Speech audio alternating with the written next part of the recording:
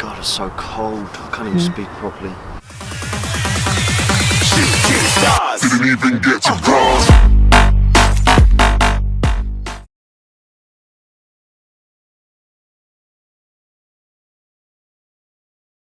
Hi guys, Chris here from Coach My Skills. Coming today here with another short video for you. I've had a couple of requests about this one, so today I'm doing soccer fitness. Now, there are many aspects to soccer fitness. You've got things like speed, endurance, stamina, agility, strength.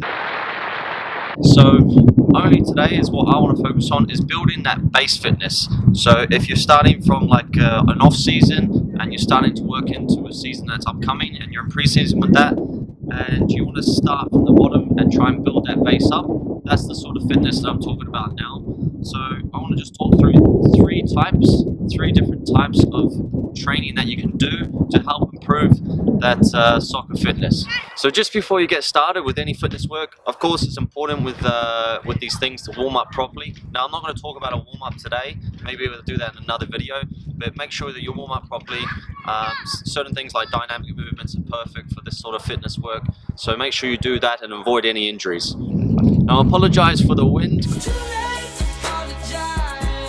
It's quite strong here, so hopefully it doesn't affect the sound. Now the first training type that we'll speak about is continuous training. Now the clue is in the title with this one, continuous, as you can see there. So it's a form of training that is a low aerobic training, so you're doing it at low intensity, but you do it for a longer period of time. So that's something like, you know, if you're going to the gym, you're 30 minutes on a bicycle, a low intensity, keep it going for 30-40 minutes. It's a long period, so this is a good sort of training to begin with. It's a baseline training. So for the first, I would recommend for the first 1 to 2 weeks of your initial training of your off season, you stick to continuous training to try and build that base up of your fitness. After you've built that base up of your fitness, after 1 to 2 weeks, you can start moving on to these other different types of training I'm about to speak about.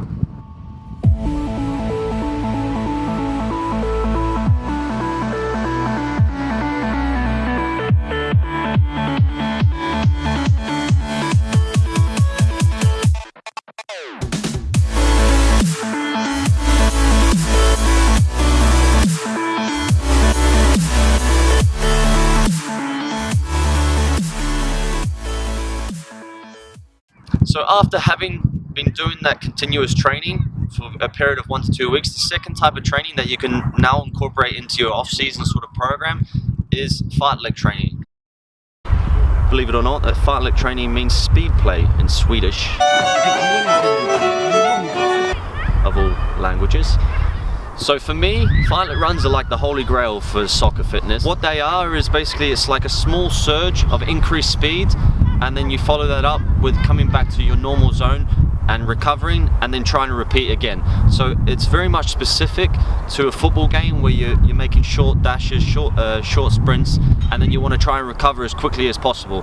So they're perfect for football and something that you need to incorporate to build that soccer fitness base up. Now to start off with the fartlek runs, I would recommend just doing things like a 20-minute timed run, and you can do say a 3-minute jog and then do a fartlek run for 1 minute where you increase the speed, run at sort of 70 to 80% of your maximum. That's all it is. It's not a full out maximum run. You're not trying to hit the red line of things. You're not trying to push yourself to the limits. It's at a good pace like that. And then after you've done your minute, you're then going to recover again for those 3 minutes. So it's like I said, it's very specific for football. It's very relevant. So it's something you should definitely incorporate in your training.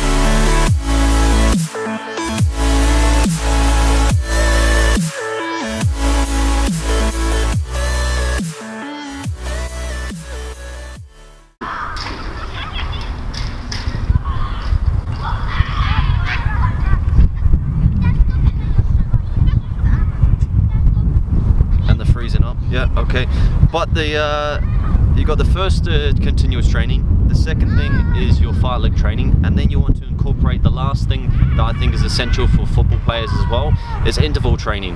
Now, interval training could seem a little bit similar to the fartlek training, but I can assure you it's not.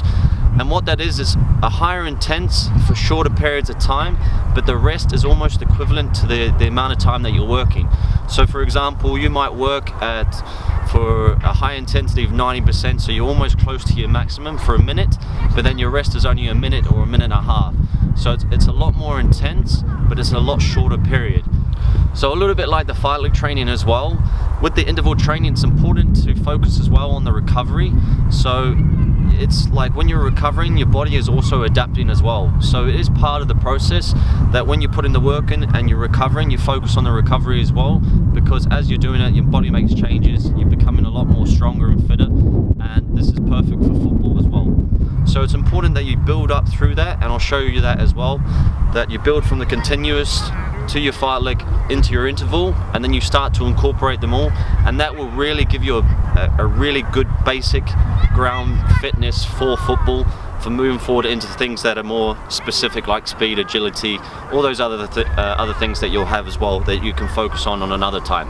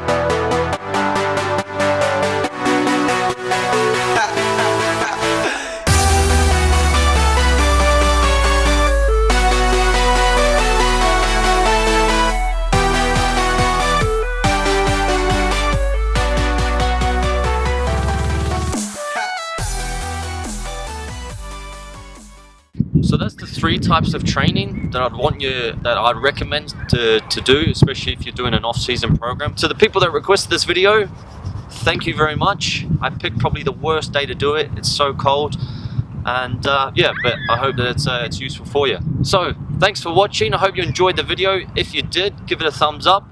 If you feel sorry for me standing in the cold, give me a thumbs up as well, and I'll see you in the next video.